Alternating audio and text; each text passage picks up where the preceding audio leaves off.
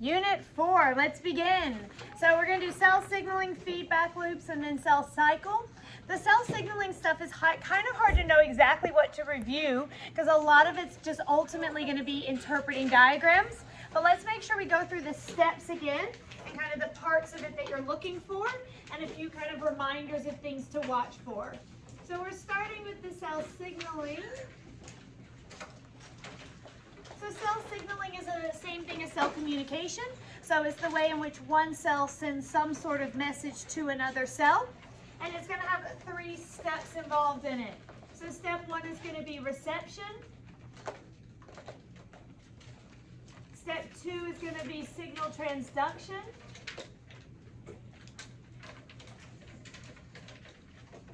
And then step 3 is going to be a response that's triggered by the kind of signal that was sent. Okay, so for reception, it's going to begin with an actual message, and the messenger is called the ligand. So remember that term. So the ligand, which is just a chemical messenger, is received by a receptor, and the receptor is usually on the cell membrane. So there's a few instances where this receptor might be inside the cytoplasm or even kind of on the nuclear membrane, but it's usually a cell membrane receptor. The only time that a ligand would be able to actually enter the cell is if the ligand happens to be nonpolar, so if it's lipid-based. So other than that, it can't cross the cell membrane, so the receptor has to be on the cell membrane itself. So we're just going to make a note of that, that only nonpolar or kind of lipid-based ligands could enter the cell. The best examples of that are sex hormones, so estrogen, testosterone, ones like that are actually lipid-based steroid hormones, and they can actually enter the cell that they're going to and do that way. So there are some that can, but most of them are actually going to just bind to the cell membrane receptor. Examples, so long-distance ligands are going to be from kind of one cell, and then they're going to go into the bloodstream and reach the target cell by traveling through the actual bloodstream. And those are going to be our hormones, which is our endocrine system. So sometimes you'll see them called endocrine signalers or hormones. So they're released from one cell and have to travel some sort of distance to get to the other cell. Short distance that are just sent into the gaps, the best example of that is going to be with neurons. So we're going to have neuron 1, and it's going to release a neurotransmitter. And instead of traveling through the blood, they're going to travel through the actual synapse and communicate that way. So that's going to happen in our nervous system. Those are the 2 main examples of types of ligands that you would see. There are other things, so immune cells do actually kind of communicate with kind of cell-to-cell contact, but that's probably the 2 that you're most likely to see show up in any sort of question, are those 2 types there. So that's some important information that you do need to remember about the reception stage. When we look at signal transduction, this is where a lot of it's just going to have to be following a pathway. So generally what happens is the actual, once the message is received, the receptor itself will then activate an intracellular, which means inside the cell, secondary messenger. And then that secondary messenger basically starts a kind of cascade of activating. So it activates this, which then activates this, which then activates that. So it starts by kind of activating the secondary messenger, which begins kind of a cascade of activation.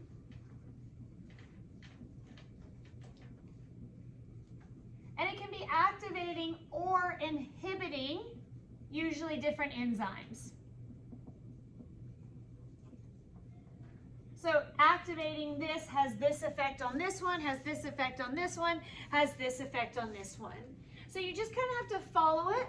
The reason why I included that inhibiting is you have to watch, because sometimes what the signal does is it tells something to stop doing what it otherwise would have done. So just check arrows carefully to see kind of whether it's activating or inhibiting. And a lot of times if it's inhibiting, it'll draw it like this. So instead of drawing an arrow, it'll draw kind of like a T, and that's saying it's inhibiting that enzyme when it's active. So this part is very, very unique to each pathway. A lot of times the way, if it's activating it, a lot of times the way it does that is by phosphorylating.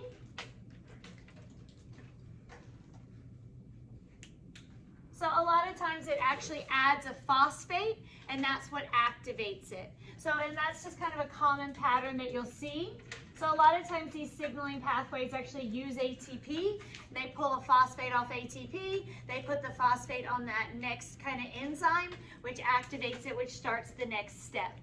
There probably will be some sort of confusing signal transduction pathway. Most of the time you just have to be really careful and say, what this does this, does this. And then the question might be like, well, what happens if you don't have this? And you just kind of have to follow it through and kind of see what the impact will be. Then the response is, what does that cause the cell to do? And there's kind of 3 different responses. So one of them is it can actually start kind of cell division. So that's what we're going to look at a little bit with the cell cycle, but that would be things like activating CDK. So when you activate CDK, that starts kind of the next cycle in cell division.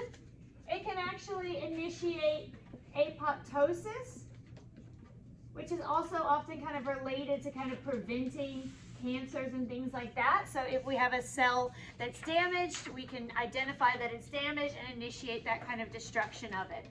The other big one that they like, because they also just love these, is that a lot of times it can activate a transcription factor. So we hadn't really talked about transcription factors when we did this unit, but now that we've finished unit 6, we kind of know more about that.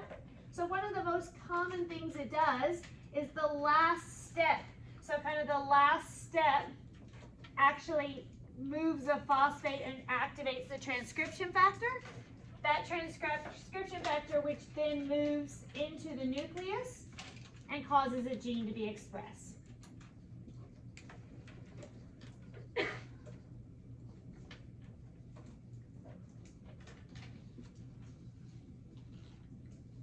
So that's not every single one. There's different kind of patterns, but that's kind of a common pathway. And it's also a common one for them to ask about because it kind of pulls together your understanding of transcription factors as well. Okay, so that's really kind of all I can tell you content-wise about cell signaling. Other than that, it's just a matter of reading carefully, going through the diagrams, trying to follow kind of every step. The next thing I want to look at is feedback loops. And feedback loops are not hard, but when I was going through the practice exams, I was really surprised by how often they are asked about. So a lot of times it's in conjunction with another thing. So the question will be a whole ecology question, but then they'll also have one part of it that's like, what kind of feedback loop is that? So it's a really common thing to throw into like a multi-part question that's like on top of everything else you're answering about, can you identify what type of feedback loop? So I want to go through them. They're not challenging at all, but it is worth just refreshing on that. So it's kind of straight up in your mind for those kind of questions. So feedback loops, we're just looking at the difference between a positive and a negative feedback loop.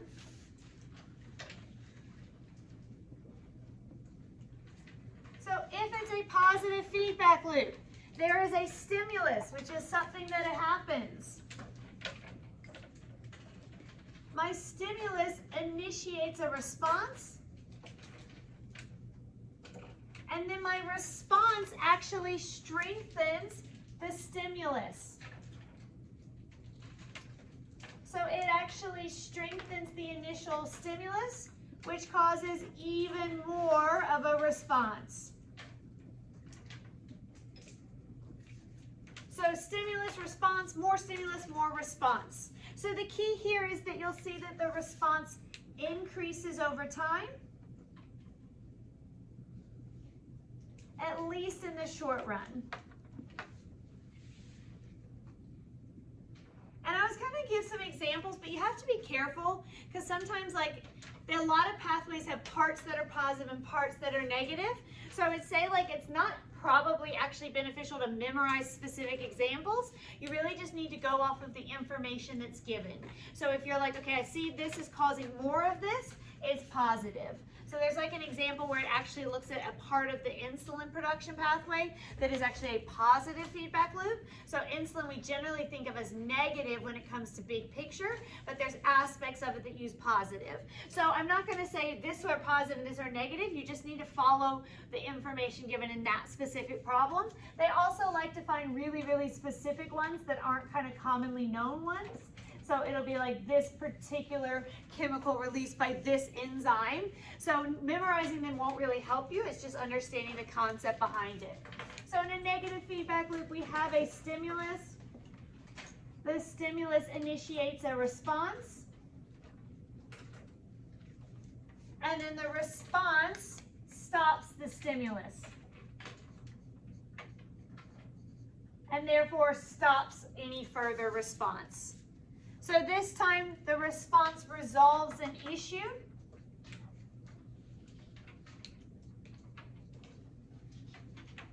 And therefore it's just going to be a short-term response. And so a lot of times these are kind of used for kind of maintaining homeostasis or equilibrium. And they're also used to kind of prevent overproduction. So they're there to kind of ensure, that was the last warm-up one that we looked at, was an IAA, the auxin pathway. And the idea is what we don't want is to end up with too much of something being produced. And so what we do is we have a pathway that says this production actually stops it from being continually produced so that we don't end up with more than we need of things. So it's kind of a quantity kind of watch to make sure there's not overproduction of things. Not hard, but it's guaranteed to probably have at least 2 questions on your exam on that. So it's worth knowing because they're easy questions that you don't want to miss. Okay, so from this, we're going to go into cell cycle. Cell cycle, every practice test I've looked at has had one of the short FRQs just on cell cycle. So hopefully cell cycle is pretty easy. But I just looked at kind of some of the very specific things they asked about that I want to just follow up on. I think most of you probably understand it, but make sure you know kind of what main things they want you to say and understand about it. So the purpose of the cell cycle, all events of the cell cycle are there as preparation for mitosis. So the purpose of the cell cycle is to prepare a cell to divide.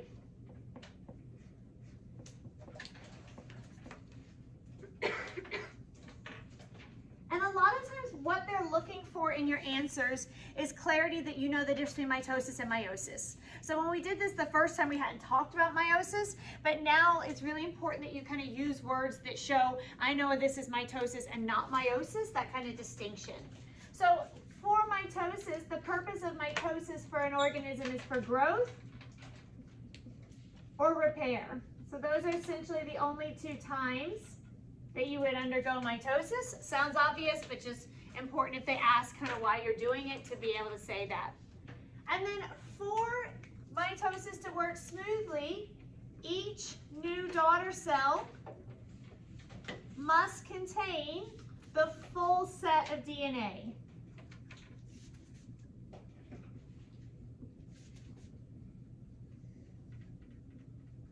And that's probably the most important thing, kind of the course is very DNA heavy, is that you link this back to the idea that they need to get one of every chromosomes. They need to start as a diploid cell, and they need to still end as a diploid cell. So everything you look at in mitosis, you need to say, how does that help ensure that they get a full set of DNA?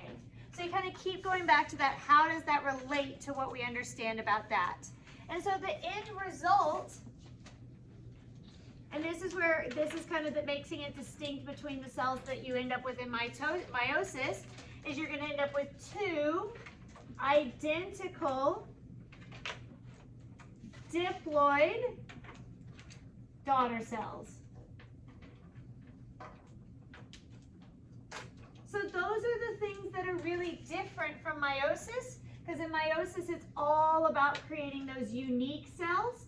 And here we're not trying to create unique cells, we're trying to create identical cells, and we want them to still have the homologous pairs. So we don't want to split that, they need to have two copies of every chromosome. That's what diploid means, has the homologous pairs still. Okay, so that's kind of my end result. So let's look at the two main parts in cell division. So I went ahead, this was the last thing I have on this page, it's just interphase versus mitosis, or M phase, and then I moved over. So reminder that even if they enter cell cycle, 90% of the time they are in cell cycle, they're going to be in interphase. So interphase is not actual division, but kind of preparation for division. 3 stages of interphase, G1, S, and G2. G1, the cell's going to grow, and it goes ahead and duplicates organelles.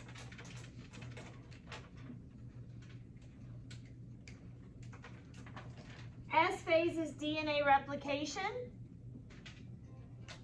And just making sure we kind of come back to the terms. In DNA replication, this is where the sister chromatids are formed. So the sister chromatids are the identical copies that are going to be formed during S phase, but then split during anaphase. So we only see them during DNA replication, during this stage of the cell cycle. G2 is going to be more preparation, form centrioles, etc. Given I told you what the course's emphasis is, which of those stages do you think they're most likely to ask about? S phase. So I would say the most important is be very clear on S phase, that that's where the DNA replication happens. Then the remaining 10% is at the M phase, and there's 2 stages within the M phase as well. So there's going to be true mitosis, and then there's going to be cytokinesis. So mitosis is going to be division of the DNA or nucleus. So it's going to end when you have 2 nuclei that have the correct amount of DNA. And then cytokinesis is just going to be division of the cell itself or of the cytoplasm. Again, our whole emphasis is being very clear on the relationship between mitosis and ensuring that DNA. So obviously, we're going to be talking more about mitosis and cytokinesis. It's just kind of knowing it's an afterthought. The other thing that's really important, is going to come into regulation as well, is that most cells in your body are not going through the cell cycle. So it's not like your cells are just automatically doing this. So most of your cells are staying out of the cell cycle, just doing their normal cellular job. So your heart and your brain cells never go back into the cell cycle. Most of your cells, once you're fully grown, they're going to just stay and do what they need to do. So if they are not in the cell cycle, what do we call that stage? G0.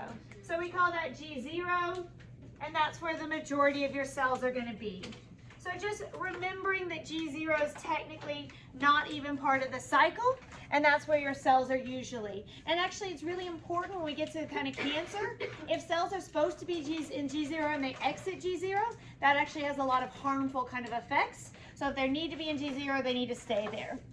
Okay, so I'm gonna, if you want to turn over on the back, that's how I spaced it, because I am gonna do a little diagram now of the stages of mitosis.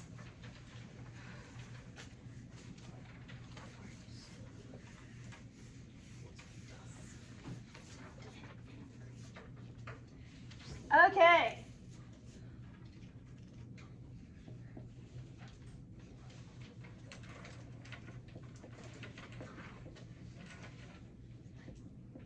Should be easy stuff, but it is something that they do often ask about. In fact, I've seen kind of their practice tests, 2 of the FRQs actually ask about the stages of mitosis, which should be a nice FRQ to get. So hopefully those would be really easy. I'm not going to write down what's happening in each stage. We're just going to kind of quickly draw it just to visualize it and kind of move on, because it shouldn't be very difficult.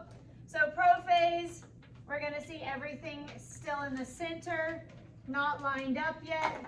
And we're going to see it basically getting rid of the nuclear membrane and kind of beginning the stages to actually move towards that. Metaphase is when it lines up in the middle. Metaphase and anaphase are your two most important phases to understand. Because again, what we want to make sure we understand is how does that help ensure the DNA is equally divided? And that really happens in metaphase and anaphase. So we have prophase, metaphase. So metaphase is the most important stage because what you're doing there is making sure you line it up such that one set of identical DNA is on each side. So if you didn't do that, if you just kind of pinched it in two, you wouldn't get the correct distribution of DNA. So metaphase is really where we're ensuring that happens. Anaphase is important because that's where we're actually separating those sister chromatids.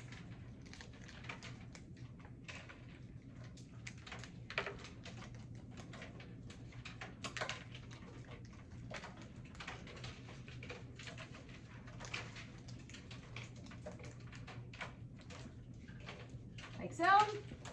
And then telophase, they're just going back into nuclei. So prophase and telophase are probably the least eventful and therefore probably the least likely you'd have to explain it in any depth. You probably just more likely have to identify based on where it is.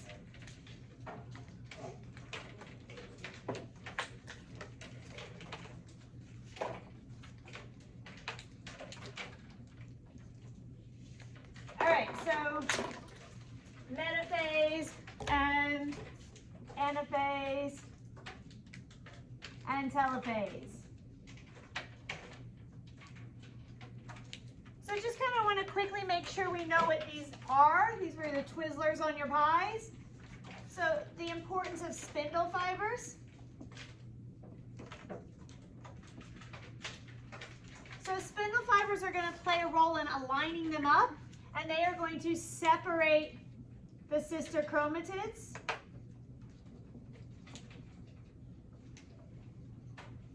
And they're going to ensure that each daughter cell gets exactly one copy of each chromosome.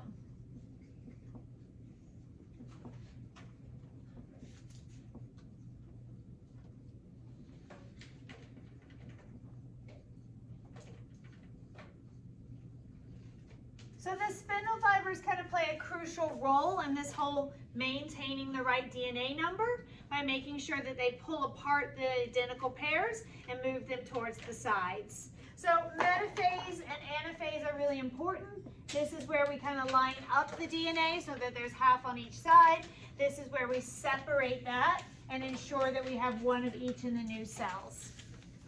Okay, so that's all we're doing on mitosis. So that's just kind of a very brief overview on those. So then we're going to look at the regulation of cell cycle. So looking at the kind of CDK and cyclin stuff, that's probably more important. Like the stages should be really easy for you, but it is really important that you can explain kind of how something like CDK impacts the cell cycle and kind of relate it to that regulation piece. So this part, oh, I still have cell signaling up there, is going to be regulation of the cell cycle.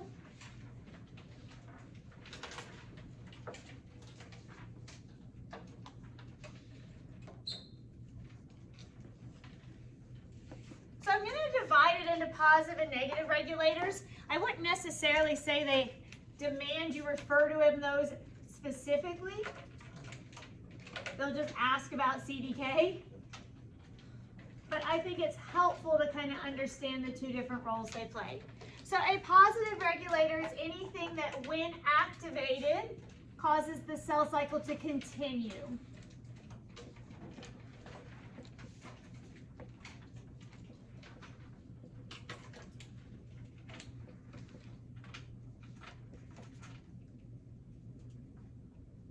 So this is an accelerator, if you will. So when this is pushed down, it's going to continue the cell cycle. So you have to be able to explain cyclin and CDK. One of the questions I've seen you have. So making sure that we're good on that and understand kind of that that is a positive regulator. So CDK is a cyclin-dependent kinase, and it is normally inactive. So in normal conditions, it is not active.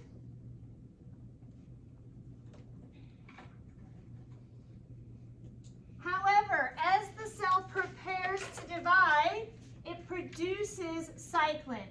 So cells that are ready to divide actually produce cyclin, which is a protein that kind of acts as a signaler that basically says if the cell needs to divide, it needs to start making some cyclin. And so it makes cyclin when it grows. It makes cyclin when it receives external cues. So when it wants to divide, it makes the cyclin. That cyclin then binds to the CDK and activates it.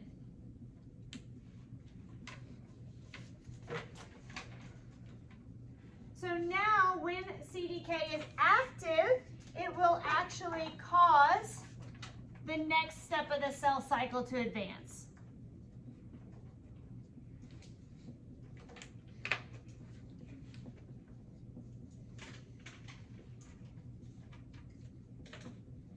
So it will actually progress the cell cycle. And there are actually a bunch of there's about 4 different CDKs that are active at different times. You don't need to know those. It would give you some sort of graph around that, but there's not just one. So kind of at every kind of turning point, there is a CDK, and there's a bunch of different cyclins that can activate them. So it's kind of a complicated thing, but you need to kind of understand that role and how CDK is basically a positive regulator that kind of progresses the cell cycle. There are also negative regulators that are really important. So the positive regulators are there to say the cell cycle doesn't advance until this becomes active. So they're just there to basically slow things down and make sure that we're kind of checking and making sure that the cell is ready. A negative regulator is something that when activated, it actually stops the cell cycle.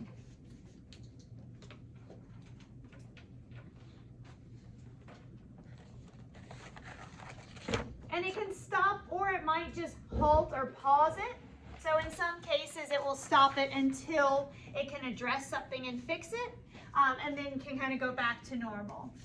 So the example that I want you to know for this one, and one of the FRQs is, I think, on the Saturday test, talks about both of these. Is how does P53 affect CDK? So one that kind of pulls them together. But the one that they're most likely to ask about is P53. So P53 is normally inactive. So we have this a protein that's kind of normally inactive or not expressed. So a lot of times it's just not made. So the gene for it is not being used. However, if we detect DNA damage or any reason why the cell decides it should no longer divide. So DNA damage is the most common reason, but it could receive some sort of external signal that says, hey, we're going to put a halt on that right now. We need our energy for something else. So if that happens, it will then activate P53. And P53, now that it's active, will basically put a brake on, and it will stop further cell cycle. So sometimes it actually does that by binding to CDK so that cyclin can't. So if it's at that point, it might go and can attach the CDK. Now even if cyclin's produced, it's not going to be able to progress it. Sometimes it does other ways. So there's kind of different cells and different types. But generally when P53 is activated, it's going to stop the cell cycle and it can't move forward unless it's kind of whatever is wrong is repaired.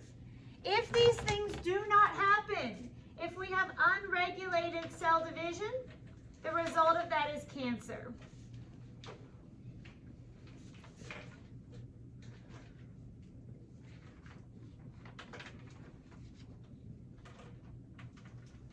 So if these fail, cancers develop.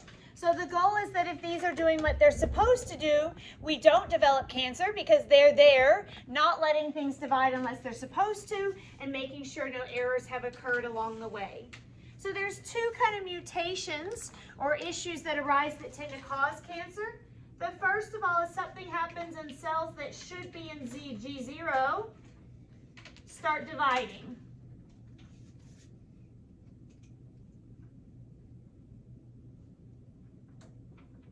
And that's usually due to too many positive regulators. So basically what happens is CDK was not supposed to be active and it just starts working even when it's not supposed to. So that's usually linked to too many positive regulators, and those are called oncogenes. I've seen these referred to, but never in a way that you have to specifically explain them. But basically the oncogenes are related to positive regulators. So they're genes that code for positive regulators, and if there's a mutation in it, they can make CDKs that are always active, or CDKs that, you know, kind of work without cyclin, and then that causes cells that shouldn't be dividing to divide. The other issues is cells with damaged DNA continue to divide when they're not supposed to.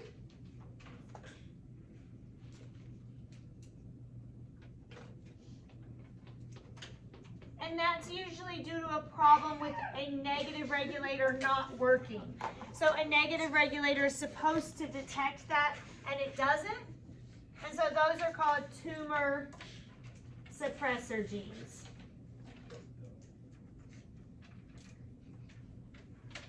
So their job is to suppress tumors from forming, and if they're not working correctly, then a cancer is going to form. So that's kind of the main stuff. That's probably the hardest stuff. All of this unit, I wouldn't necessarily say it's easy, but I would say it's less likely to trip you up on sheer content and more likely to be a application of it. We're going to do one more thing in the last 10 minutes. I just want to go through some the experimental design and data analysis stuff again. So when I went through the test, I kind of divided a small bit of that into each of these sections. So we'll be done by 3:30, but I just want to quickly do a little bit on data analysis. We didn't do any last time because Unit 3 was too long, as will be Unit 6 and 7.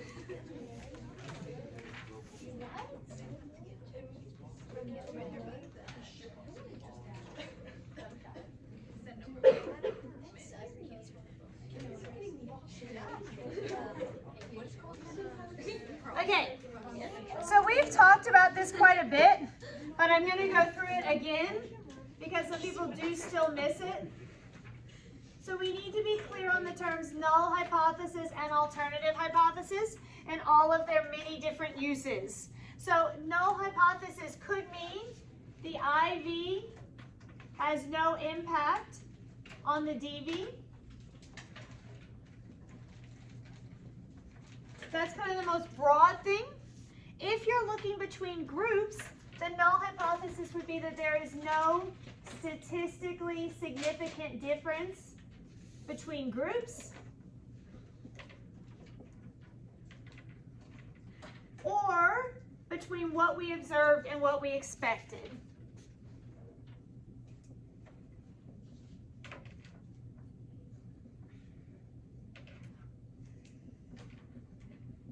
If we're talking about null hypothesis in terms of kind of a theory, it can also be that there is no new additional information contributed. So if you were making a model and you're like, this model is going to explain cancer, the null hypothesis is this model does not extend our understanding beyond what we already have. So there's a lot of different ways it can ask it. So you just need to kind of depends on what it's saying. This is probably the most kind of broad, that's probably the safest if they make you write a null hypothesis, is what's the independent variable, what's the dependent variable, this ain't affecting that. These are kind of important when you're doing a chi-square. So if you're doing chi-square, you need to refer to it more specifically as that difference between observed and expected. These are more just if it asks for it in kind of a context. Anything that is not a null hypothesis is an alternative hypothesis. So it's a weird word because alternative makes it sound like it's some sort of bizarre, interesting one, or that it's contrary to what we could, it just is not a null. So all alternative means is not null. Basically anything that you would think of in the past as being a hypothesis is an alternative hypothesis. So what you think of as writing a hypothesis is the alternative hypothesis. So the alternative hypothesis is that the IV will have an impact on the DV, that there is a difference between our groups,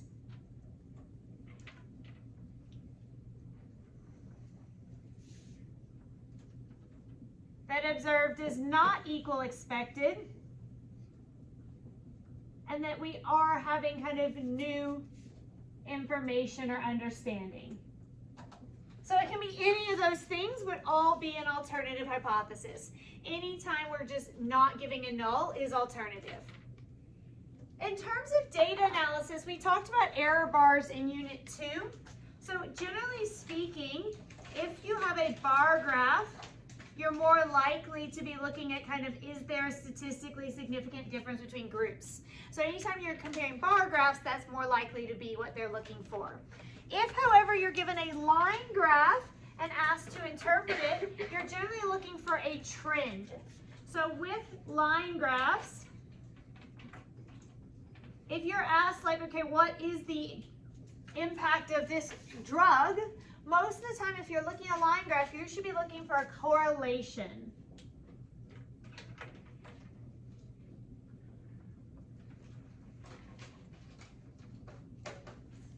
So if you're looking at bar graph, you're generally looking for difference between the groups. If you're looking at a line graph, you're generally looking at a trend. So there's two basic patterns, and in theory, you don't have to use the word correlation, but you have to explain it in that kind of thought process.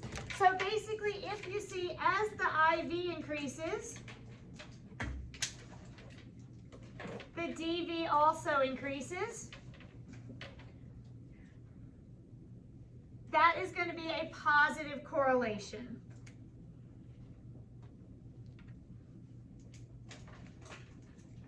So you can say positive correlation. You can say as the IV increases, so does the DV. So it doesn't, you can say it either way, but you just have to show that you've recognized that you have kind of that positive gradient or slope. The other alternative is as the IV increases, the DV actually decreases.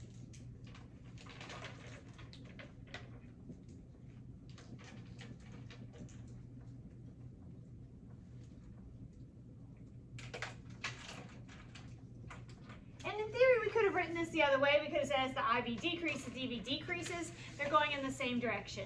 But this might be like as the medication dose increases, the symptoms go down. So we're actually looking at kind of an improvement situation, and that can be the case.